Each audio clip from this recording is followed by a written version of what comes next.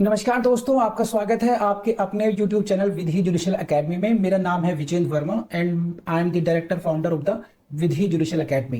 We provide coaching for the judicial services exams and through this video we are trying to reach out you to provide you full professional exam oriented coaching for the judicial services, and that is free of cost. In this class I am going to discuss section 24 of the Hindu Marriage Act. अब यहाँ आ जाइए सब topic इसमें। The proceedings under this section means section 24 are not governed by section 23. क्या मतलब है इस बात का?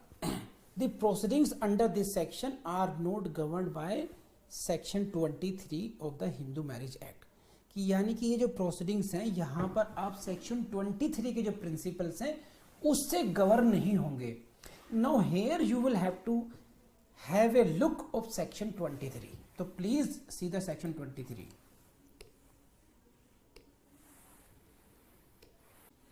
This is section 23। मैं केवल मेन बातों को ही पढ़ूंगा इसमें, just for reference. In any proceeding under this act whether defending और not, if the court is satisfied that any of the grounds for granting relief exist and the petitioner is not in any way taking advantage of his or her own wrong or disability for the purpose of such relief, and in such a case, last line, but not otherwise, the court shall decree such relief accordingly. अब मैं इसको समझाता हूँ क्या है ये। कई grounds हो गई, ये मैं डिटेल में नहीं पढ़ा रहा हूँ यहाँ पर। तो इसका मतलब ये है, कुल मिलाकर के थीम समझाता हूँ आपको मैं इसमें। Section 23 says what? Section 23 says कि डिक्री की बात करते हैं कि सेक्शन 23 कहते हैं कि जो grounds for granting relief exist करती है, जो आप रिलीफ सीक कर रहे हो वो ग्राउंड्स एग्जिस्ट करती हैं, लेकिन उसके अतिरिक्त भी कोर्ट और बातों को भी देखेगा कि क्या कि petitioner is not in any way taking the advantage of his own wrong. Petitioner अपनी ही गलतियों का फायदा तो नहीं उठा रहा। ग्राउंड्स एग्जिस्ट कर रही हैं, लेकिन ये देखा जाएगा कि जैसे मान लीजिए क्या हुआ कि वॉइड मैरिज है,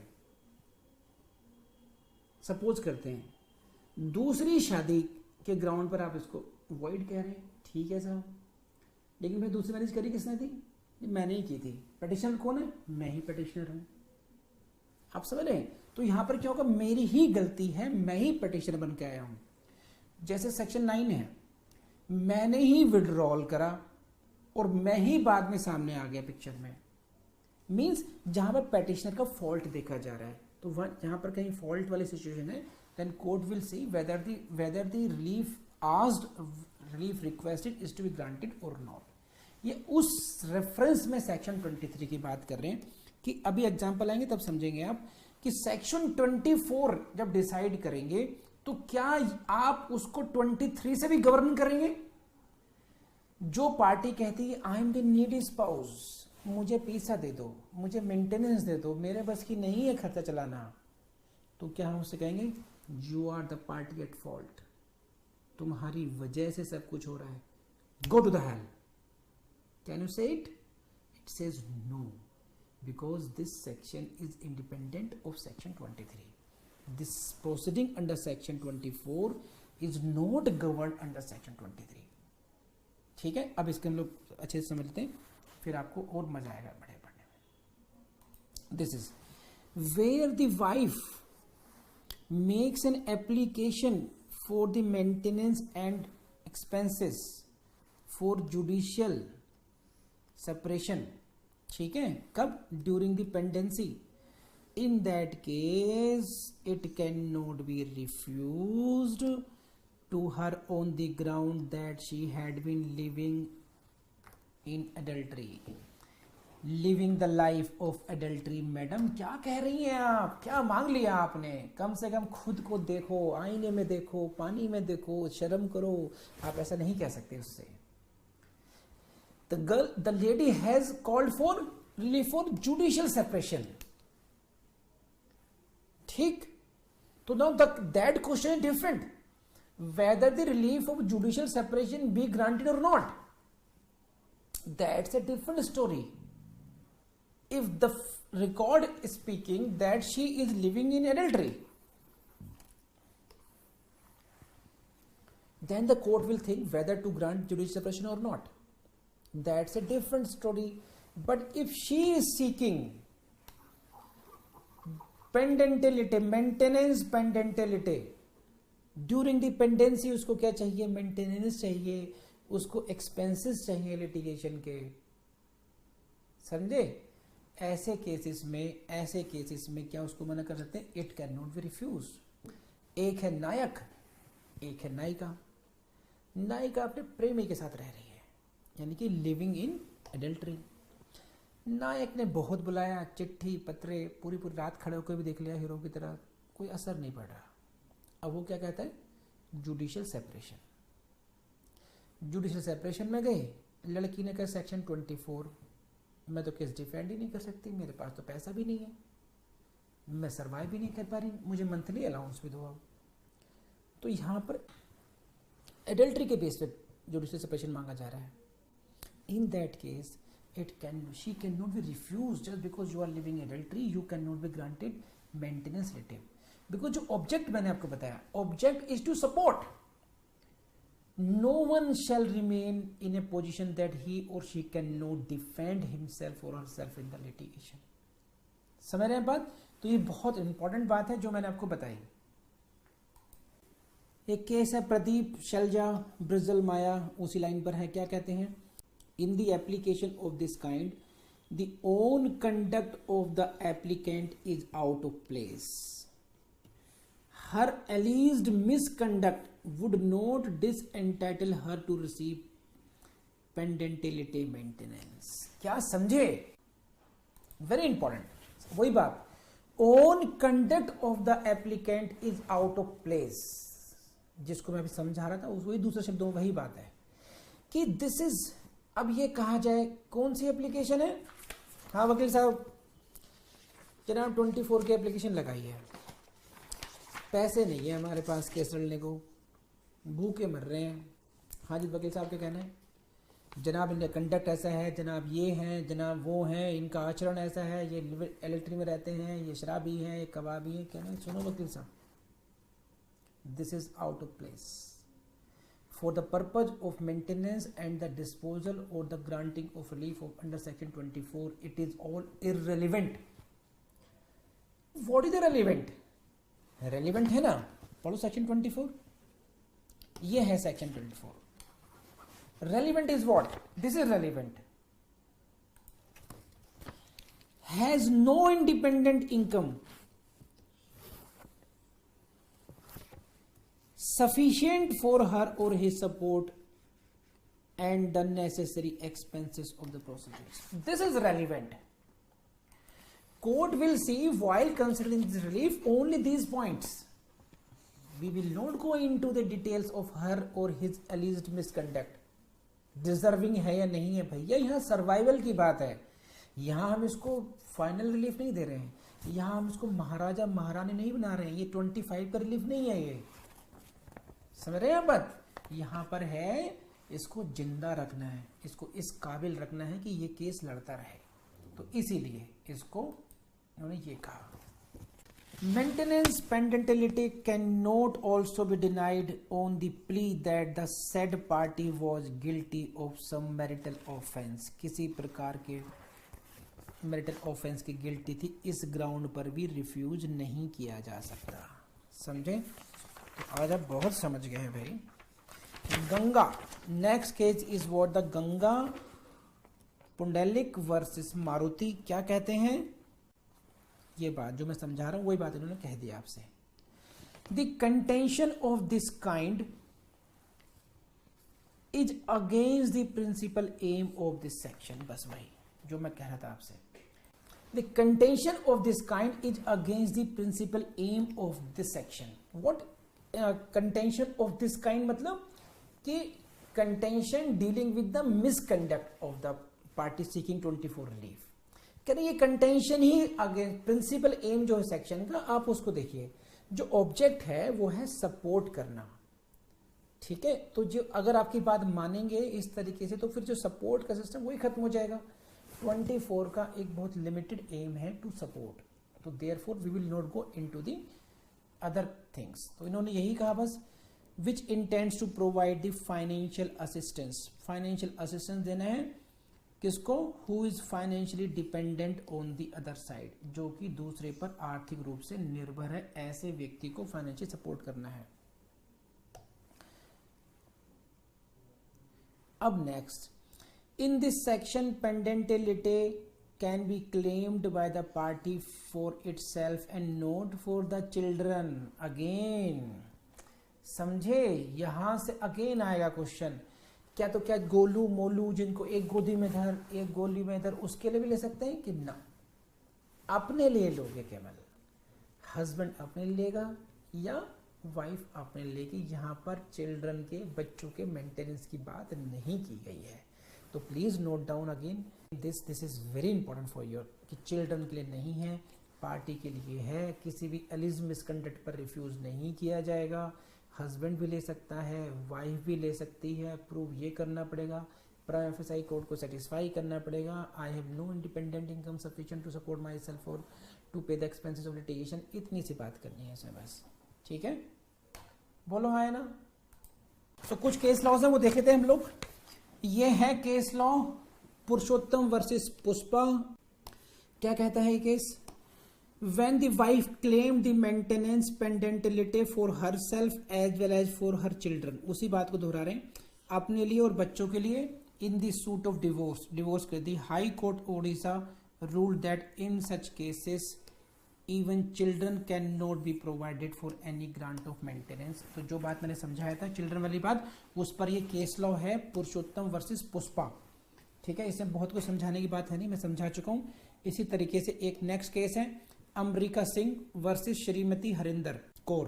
क्या कहा है इसमें, ये इंपॉर्टेंट है, देखिए क्या, even after the close of the proceedings under the section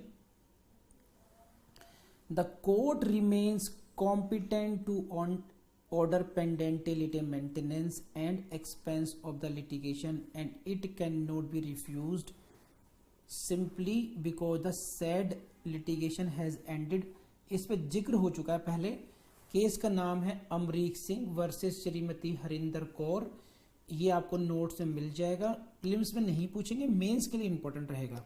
क्या है समझाता हूं, simply because the said litigation has ended even after the closing of the proceedings, ये समझ लीजिए, it cannot be refused। कि अगर according to this decision कि if the जो main proceedings थी that has come to an end, उसके बाद भी court remains competent to order pendentility maintenance। तो इसका मतलब क्या हुआ, आपको मैं अब बहुत समअप करता हूं इस तरीके से, देखिए इसको, कि जो एप्लीकेशन है पेंडेंटिलिटी मेंटेनेंस की जो एप्लीकेशन एक्सपेंसेस एप्लीकेशन है, that is independent of who is the initiator, किसने उस प्रोसीडिंग्स को इनिशिएट किया, इससे फर्क नहीं पड़ता। It is independent of the factor whether it is the wife और द हस्बैंड, इससे फर्क नहीं पड़ता। It is independent whether what is the outcome of the main litigation, उसमें आपने केस हारा या जीता, इससे फर्क नहीं पड़ता। It is independent of the fact whether the main litigation has already been decided without deciding this, इससे फर्क नहीं पड़ता। तो 4-5 पॉइंट मैंने जो डिस्कस किए हैं, पहले भी डिस्कस करें, दोबारा भी समझ किया उनको कुछ को। The result is what you will have to see the section 24 independent of any other outcome of the litigation. The only thing is required, the main aim is to support financially the needy spouse and in case of any of the proceedings under this act। बस इतनी सी बात है, कुछ case laws का mention कर देता हूँ, रिपीटेशन ही है वैसे तो इसमें भी है। प्राची वर्सेस शैलेंद्र कुमार, इसमें क्या खास बात है ये देख लीजिए। There is no prohibition under section 24 to deny interim maintenance on account of an order of maintenance already passed under section 125 CRPC। क्या मतलब कि अगर 125 जनाब 125 में ले चुकी मेंटेनेंस, जो मोहतरमा है ये 125 CRPC में मेंटेनेंस ले चुकी हैं, सो व्हाट वकील साहब, जनाब हम ये कह रहे हैं कि इनको मेंटेनेंस मिल रहा है आपसे, ये सेक्शन 24 में क्लेम कर रहे हैं, सो व्हाट वकील साहब, सर हम कह रहे हैं ना कि मेंटेनेंस मिल रहा है, कह रहे ना वकील साहब 125 CRPC में अगर मेंटेनेंस मिल भी रहा है उसके बावजूद भी ये ग्राउंड ऑफ रिफ्यूजल नहीं हो सकती है ना। देयर इज नो प्रोहिबिशन, इसको समझना, there is no prohibition for the grant of this relief. इसका मतलब क्या हुआ, ये कहना अलग बात है, कोर्ट में take into consideration that amount, court ये कंसिडर तो कर सकती है कितना अमाउंट मिल रहा है 10,000 रुपीज। यहां मान लो कोर्ट को लग रहा हो कि मुझे 15,000 रुपए देने हैं इसको मेंटेनेंस के, now the court come to know that oh she is getting already 10,000 rupees, now as a presiding officer I can think for reducing her pendente lite maintenance to the rupees of 5,000 rupees. तो ये तो बात हुई adjustment की। एक ये कहना चूंकि वहां मिल रहा है इसलिए हम नहीं देंगे, इसलिए इनको नहीं मिलना चाहिए, तो that is not legally tenable argument. अब बात मेरे, इसका मतलब ये है कि अगर किसी व्यक्ति को 125 CRPC में मेंटेनेंस मिल रहा है, वाइफ को मेंटेनेंस मिल रहा है, तो केवल इसी ग्राउंड पर सेक्शन 24 का मेंटेनेंस रिफ्यूज नहीं होगा, or that can grant of maintenance under 125 CRPC shall not be ground for refusal of pendentility maintenance under section 24 HMA। Please let me know अगर बात समझ में आ गई तो आपको ये। Come on। Now come to the quantum of maintenance, कितना maintenance मिलना चाहिए, quantum of maintenance, तो that is what the claimant of maintenance pendentility is entitled to receive only that much which would suffice for its maintenance,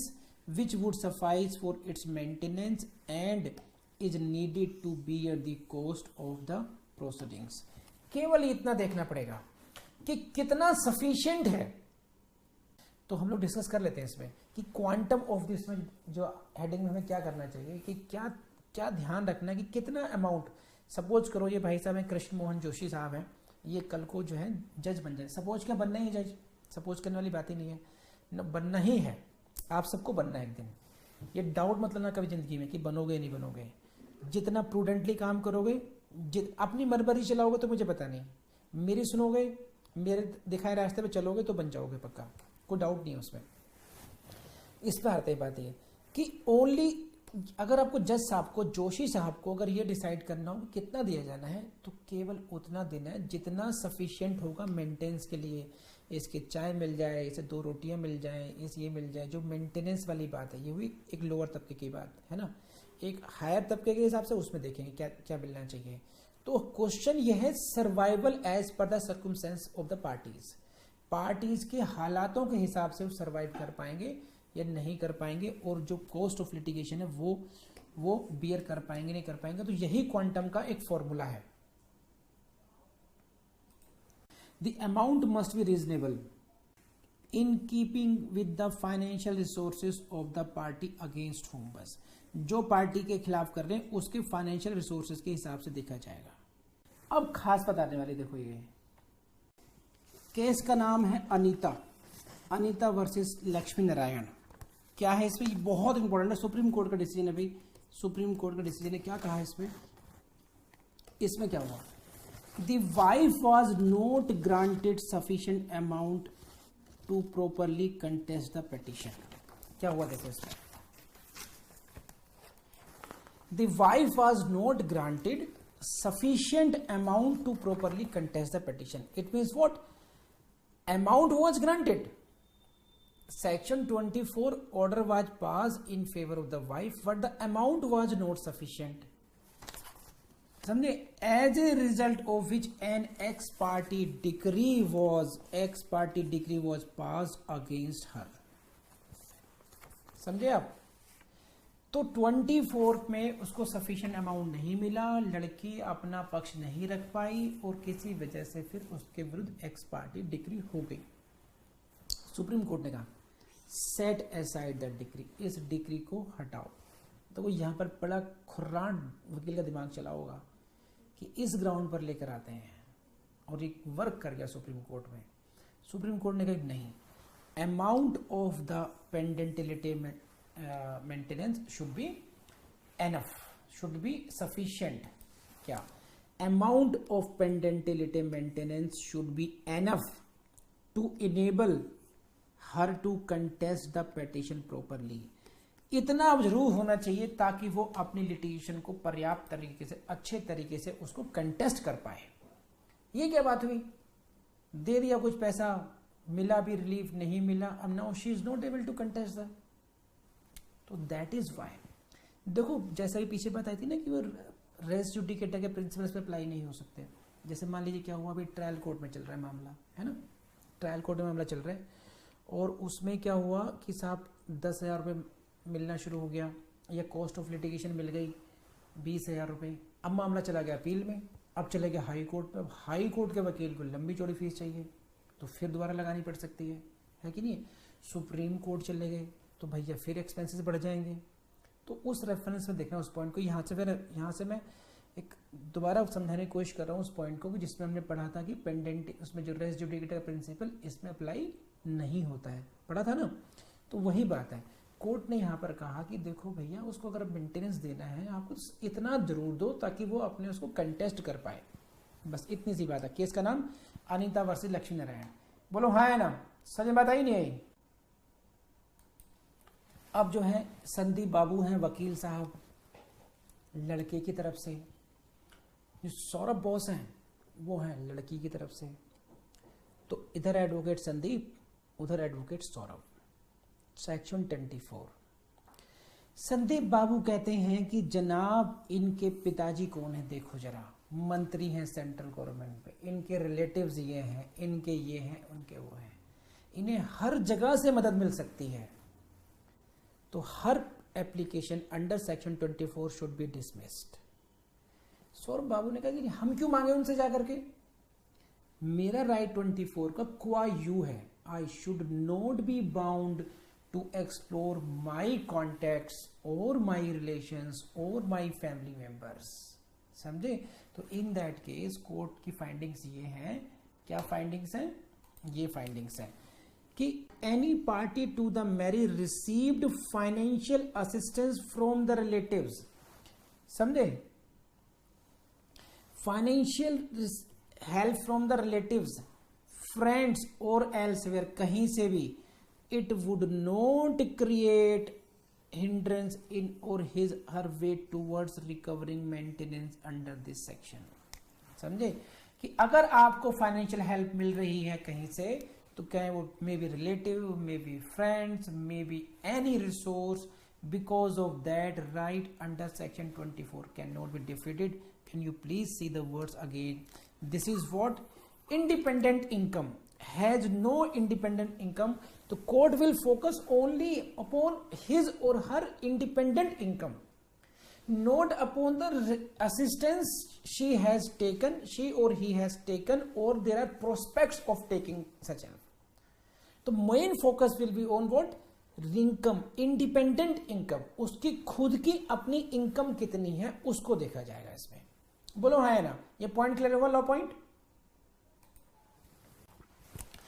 Similarly, the fact that the wife has received money from relatives or she is in a position to arrange therefore, या फिर ये बहुत important है, she is possessed of the jewelry which could be converted into cash। ये जो fact है, Anita madam ने कहा है सर आज पता चल रहा है सेक्शन की एक एक वर्ड पे क्या क्या हो सकता है। यस दैट इज इंपॉर्टेंट, और वही अच्छे वकीलों का गुण भी है कि किस तरीके से वहां पे एक्सप्लेन करते हैं एक एक वर्ड। जो सीनियर एडवोकेट्स होते हैं वो यही तो है, वो एक एक वर्ड को बहुत प्रॉपरली तरीके से एक्सप्लेन करते हैं, उसी से काम बन जाता है उनका। तो मेन बात ये है कि if the girl if she purchased of jewellery that can be converted into cash, तो क्या ये हेल्प कर सकता है? क्या on this ground this relief can be refuse? No. If the girl is having some kind of assets or jewelry or whatever which can be converted into cash, no, opposite party cannot take advantage of that fact as well। तो ये ध्यान रखना ये भी कि अगर jewellery है ऐसा वो कन्वर्ट कर सकती थी कैश में, फिर भी उसको रिलीफ नहीं, तब भी उसको रिलीफ मिलेगा। सिर्फ ये देखा जाएगा कि इंडिपेंडेंट इनकम कितनी है कितनी नहीं है। तो मुझे समझ में मुझे लगता है कि वो समझ में आ रहा होगा कि सेक्शन 24 के साथ हमें कितनी डिटेल में पढ़ना चाहिए, है ना। तो ये बात कही गई थी आपको, राधिका मैडम का केस है, राधिका वर्सेस साधुराम। एक खास बात यहां पर है, बस इसको देख लीजिए। Interim maintenance would not be allowed where the very factum of marriage is denied by the respondent. अब यहां पर पत्नी आए, मेंटेनेंस चाहिए, किसकी पत्नी, कैसी पत्नी? अरे हमारी तो शादी ही नहीं हुई है। ये कहना अलग कि वॉइड है, वॉइडेबल है, ब्ला ब्ला ब्ला, और एक ये कहना फैक्टम ऑफ मैरिज इज डिनाइड, विवाह के फैक्ट को ही डिनाई किया जा रहा है कि जनाब शादी ही नहीं हुई। वो लीगल इलीगल वॉइड वॉइडेबल तो बात की बात है, 7 फेरे या कोई भी कस्टम हुआ ही नहीं है, शादी ही नहीं हुई है। In that case maintenance, interim maintenance would not be allowed, कि ये कुछ ज्यादा हो गया। ये एक एक्सट्रीम पोजीशन हो गई कि जहां फैक्टम ऑफ मैरिज में भी वैलिड इनवैलिड इससे फर्क नहीं पड़ता, लीगली हस्बैंड वाइफ रिकॉग्नाइज करता है लॉ, नहीं करता उससे फर्क नहीं पड़ता। लेकिन एक ये है कि जनाब मैं तो रही अमेरिका में था, पता नहीं कहां से डाल दिया इन्होंने, कहां से फोटो चिपका दिया मेरा। I am denying the factum of marriage itself। बात समझ आ रही है आपको? तो यहां पर मेंटेनेंस डिसअलाउ हो सकता है। P4 प्रीलिम्स लगा लीजिए, यहां से क्वेश्चन, वो जितने पॉइंट मैंने पीछे बताए ना उनमें से कहीं से प्रीलिम्स में क्वेश्चन आ सकता है। मेंस में नहीं पूछा जाएगा सब पॉइंट से, इतनी मेहनत हमें प्रीलिम्स के लिए करनी पड़ती है। मेंस में तो सीधा सीधा क्वेश्चन आएगा, ये एक आध कोई प्रॉब्लम बना देंगे किसी सिचुएशन पर। बस इसमें जो है सारी बात आ गई। केस का नाम Banka versus Naval Banka versus Naval Banka. Court ने क्या कहा कि court has to strike a balance in the standard of life between both husband and wife. ये मैं समझा चुका था, अब कोर्ट ने यही कह दिया, बस समझे।